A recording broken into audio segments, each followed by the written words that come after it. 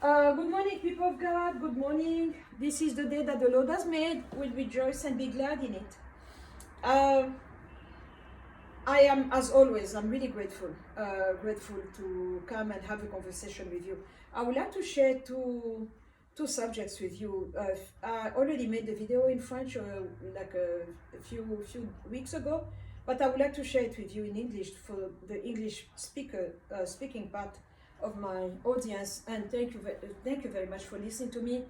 And also, I will appreciate it if you could subscribe and click the little bell so you can be notified each time that I post a video. That little bell with the parentheses.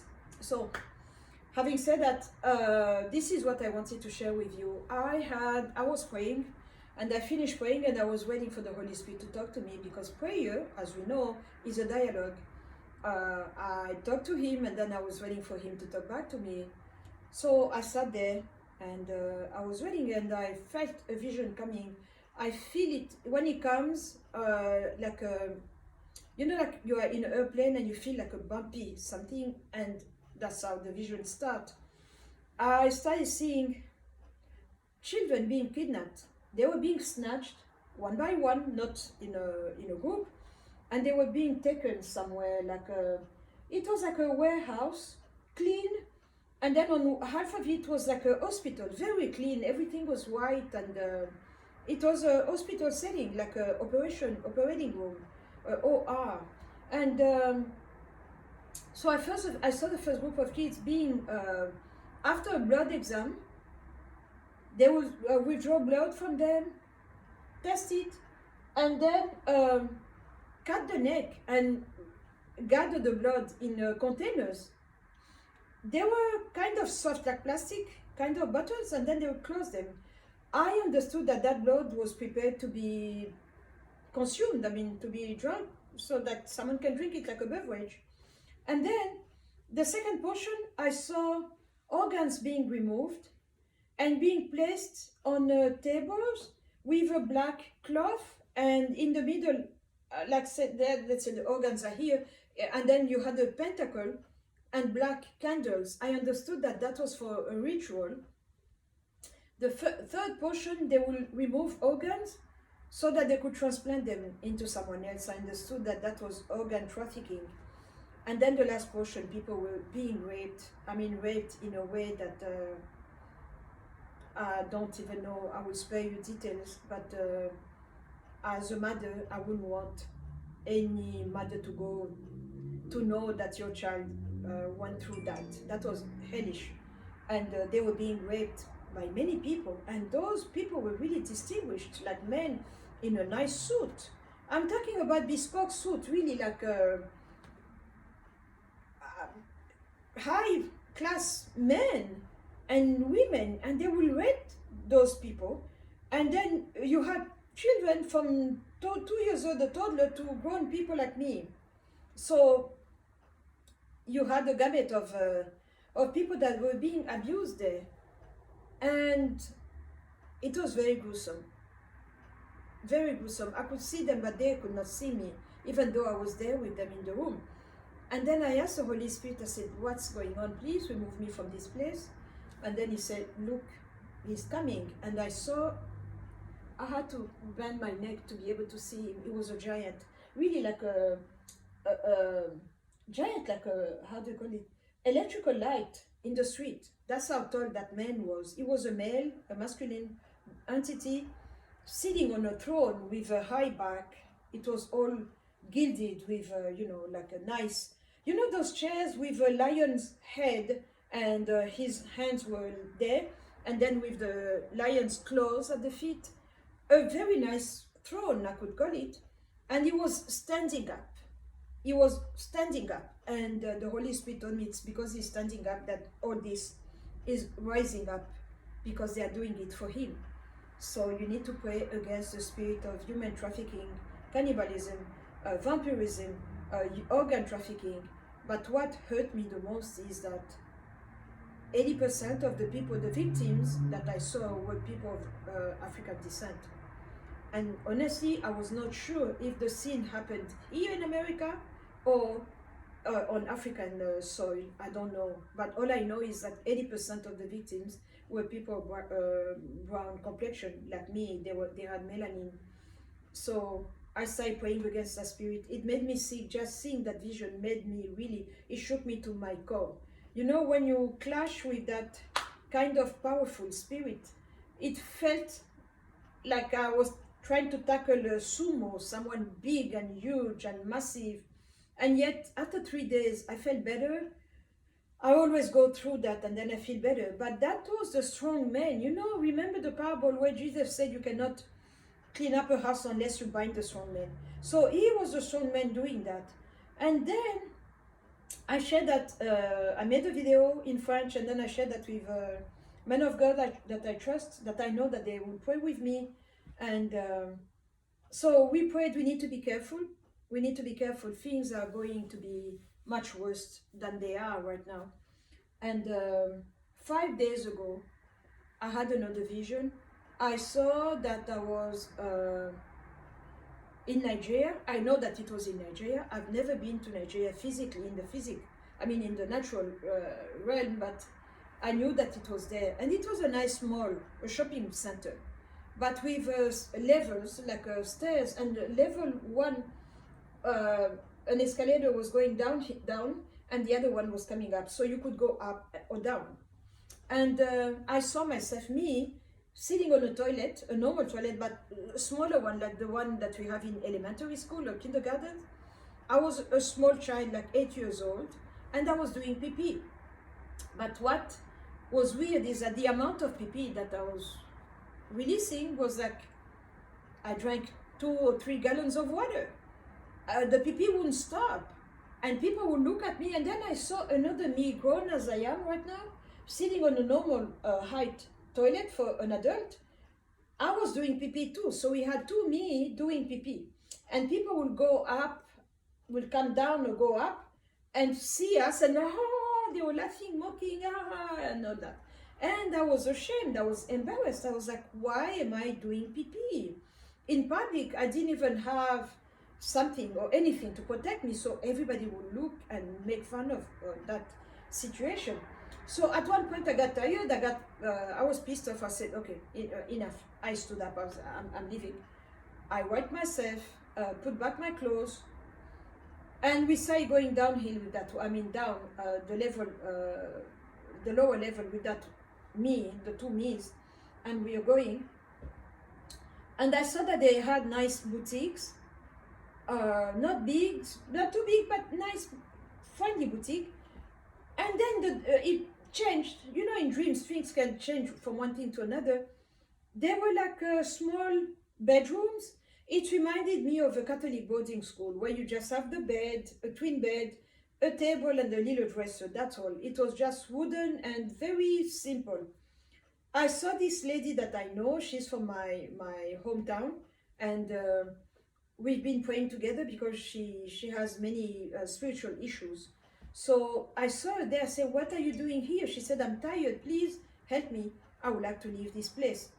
And I told her, say, let's go. And then I saw so many doors. I think they had like maybe 1,000 doors.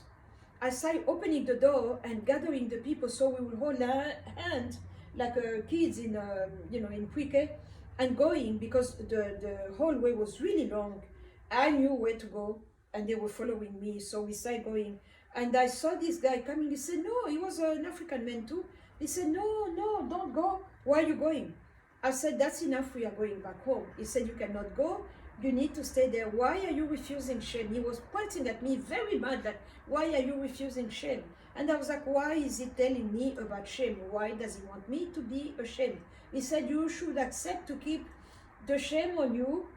And why are you taking these people? I said, they are tired of working, and they want to go back home. He said, you cannot take them, because if you do, how am I going to pay my customers? I said, what do you mean your customers? He said, these people were brought here to be servants so that they would work and generate money or revenues for those who bought them. So if you take them now, how am I going to pay back? The way he was talking about it, it's like, it reminded me of those investment, where they tell you, give me 5,000 I promise to you that by the end of the month, you're going to double it. So he was talking about a fixed amount that he was supposed to pay to those people because these were here working there. I told him, I said, that's enough. We are leaving. And I woke up like that. And as I was waking up, we were leaving. I saw a nice bus, a big one, like a Greyhound kind of bus. And we were going there. We knew that that bus will take us back home, wherever home was. So as I was waking up, I was fasting. My fasts, I do them on the floor. I sleep on the floor. And as I was waking up, I was like, wait a minute. We didn't finish the dream. What does it mean? Why was I doing pee-pee? Why did you have to me? Why? I had so many questions. I said, Holy Spirit, please take me back. I didn't finish this. And lo and behold, I fell back again. In my sleep, the dream continued. That guy was really mad. He was so yelling at me that he was sweating. He was perspiring of anger. And he said, you cannot go. You cannot do this to me. Just accept. After all, okay, if you don't want to, then we can renegotiate the terms of the agreement. I said, I never had any agreement with you. There's nothing to talk about, nothing to change. He said, no, I can give you back 60 and keep 40. I said, no. He said, okay, I can give you back 70 and keeping 30. So I was like, why is he bargaining? Why is it so important to him? And this time I woke up. So I was already on the floor. So I just sat back. I said, Holy Spirit, tonight is the night. We need to finish this. I don't like to be dominated. I cannot stand to be manipulated. I cannot stand to have a lid on my head. And I could feel that oppression, that someone wanted to keep me down. And I hate that because I know that I'm blessed. I know that I'm blessed of God. I know that I'm a child of the Most High. I know that I have a purpose. I don't know if you can understand where I'm coming from, but when you know that you are supposed to be here and you had people trying to keep you here, I cannot stand that. So I said, Holy Spirit, what's going on? I need to know who is that guy. And then I started hearing in my head the Lord's Prayer. You know, when you say, your kingdom come, your will be done on earth as it is in heaven. So I said, you have people, that's what you said, you, the followers of Christ, on earth as it is in heaven. So our assignment is to bring what is in heaven, bring it down here on earth. But you have people, their assignment is to bring what is below earth and bring it up here on earth. Because they serve that God, because they serve the enemy, and they are there to implement his will and his ways. So that's what they do. So he said that mall that you saw is international jail, and any warlock or witch on the continent of Africa that has some enough respectable amount of evil and power, you can bring your prisoners there. And it's an investment. The prisoners are working and they are making money for you. So I said, okay. So someone took me there, and the Holy Spirit allowed me to be there and to see and to know. Because if the Holy Spirit doesn't show, how will we know? Because he is the one who said, call unto me and I will answer and show you great and mighty things that you do not know. So those great things come from him. And so he said, that was the first part. The second part is that, how is your life? I said, I'm not happy. I'm not happy. There are so many things that I need to fix. So many things that I want to see delivered. So he said, how do you feel about the situation of the Congo right now? I said, I'm ashamed to have such a rich country and to have such poverty. It doesn't match. It doesn't go together. He said, so how do you feel about the leadership in the Congo? I said, I'm ashamed of it. I'm ashamed of them. I could do a much better job. So he said, how do you feel about the situation of Africa as a whole, the way the white Europeans are coming and giving you orders? I said, I'm ashamed. It's like we don't have men and women who have spines, and they are like a jellyfish, and the white man is ruling over us. We need to quit that. So he said, how do you feel about the situation of the black people as a whole? I said, I'm not happy about that. He said, okay, now look, they placed you there, you were doing pee-pee, and the people that you saw were mocking you and pointing you, covering their mouth and all that. I said, yes. He said, how did you feel when you saw that? I said, it's shameful. He said, okay, it's coming from him. And I turned, I saw again a giant, and he had spirit of shame, like a banner or badge of some sort on his shirt. I looked at him. He was brown looking like me, but a giant. We made eye contact. I looked at him, and the Holy Spirit said, that's him. Why do you think that so many African people are ashamed to say that they are from Africa? They would say, I'm from any other place but Africa. I said, I don't know. He said, he's the one doing that. And now look in America where you live, the situation of African Americans. How are they? I said, they are not well. They should be better. They could be better.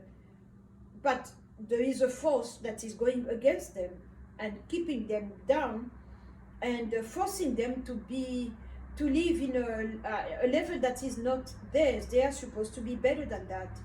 I see it. I see the potential. I see the what they have. He said he's the one doing that because he works with the spirit of white supremacy. So everywhere that you have a spirit of white supremacy, they want to make the brown person down and the pink people on top. And so everything that is African is bad. Everything that is brown is ugly. They make you feel ashamed of your melanin, and you forget that your melanin is a blessing. You forget that being brown is a blessing because God created the brown man first. We are the prototype. We are the first one. So this is what he had in mind when he said, let us make man into our image and likeness. So they bombarded you so much with that spirit of being pink is better, being European is better, everything that is European is good. The standard of beauty is European, to the point that we have so many African American men who are ashamed to be seen with a black woman. When they were poor, it was okay to date black women, and then as soon as they've made it, they go to the Latina, the Asian, and the pink women. So as we are, the brown woman is the one that is suffering the most.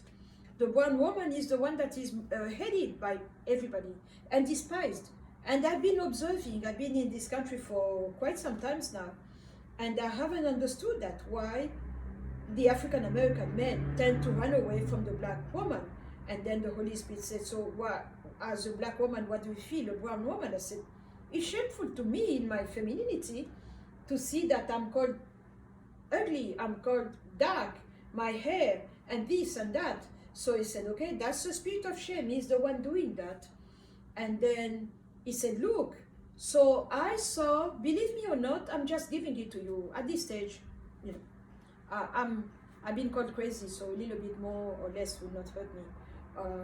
I know what I believe, I know what I saw, I know where I am, and I know where I'm going also. That's what matters to me. Most of all, I know who I'm serving. So I saw women, they were pink, what we call white, Latina, and Asian women here in America. They were doing weekend services and cursing the brown woman, that she's going to be beneath everybody. She's the tail and not the head, and she's to be despised. We see her more like a sexualized woman, like a slut, like a B, what the word that many black men are using, the B word, or that she's a whore, and it was really eerie to see and to feel, to receive that hatred directly toward me, because it's a hatred that was created by witchcraft, because they were doing an occult ceremony. And then on top of that, you had what you call witchcraft. I heard only one pastor talk about witchcraft. That was Pastor Bishop Earthquake Kelly. I really love the man. I follow him on YouTube. He knows what he's talking about. There is such a thing that you wish so much something. You wish it so much that your human spirit generates something that is coupled with a spirit of Satan, and they attack the person that you are targeting. So the black woman is the victim of witchcraft and wishcraft. They've been witching and wishing bad things on us, and yet on the other hand, they love the black men. They love the black men. So we all know why they love the black men. We all know why those women, like they say, once you go black, you cannot come back. We know why they are following the black men, why they accept the black men, and yet they despise the black woman. I think it's because stealing the affections of the black men for them will only go so far, because there is that fear that the black man can wake up and realize and say, oh, there is a black woman, because we are purpose to be together. The black woman needs the black man. And I am old school. To me, I believe that the man is the leader, the man is the head, and that's how it should be. So they love the black man for what the black man is. I will spare you the details. So they are okay having brown babies because they see what melanin is giving, the skills and everything that melanin is giving, but yet they hate the black woman. But without the black woman, we would not have had the black men that they're marrying, right? So at the end of the day, I'm wondering if they love the black man also, or if they're just using him for his prowess and his masculinity because he's strong and well endowed. And then it's very sad, because when the black man goes and marry a woman from another complexion, ethnicity, and when he dies, the work and everything that he has generated in his life go to in that community. So the black woman is left alone again, suffering, and forced to provide for herself. And for her kids, she's raising them, and hopefully they are going to remember that they were raised and birthed by a black woman. So that's what I saw, the spirit of shame that was there, forcing me to accept shame. And that PP was deliverance. He told me, the Holy Spirit. So when you dream that you're doing PP, He is delivering you, and because after all, PP is something. After you drink, your body retain what is good, and what is useless is thrown away, disregarded. And that was the meaning of that PP. So the two me that I saw is something that started when I was a child, and is still going on now that I am a grown person. So I've been tackling the spirit of shame, refusing shame. I don't want to be shamed anymore. I don't want to be forced to be ashamed anymore. I don't want, because I'm blessed and highly favored. So when I rebuke those kind of spirit, then I start replacing it with blessings, because we cannot clean up without replacing it with something else. So that's what I do, and that's what I wanted to share with you, people of God. I really hope that you are going that you heard me, and you are going to pray against the spirit of shame also, and against human trafficking. We need to tackle those two enemies by praying, because that's the weapon that we have given by the Most High. And so there you have it. Thank you very much, and God bless you.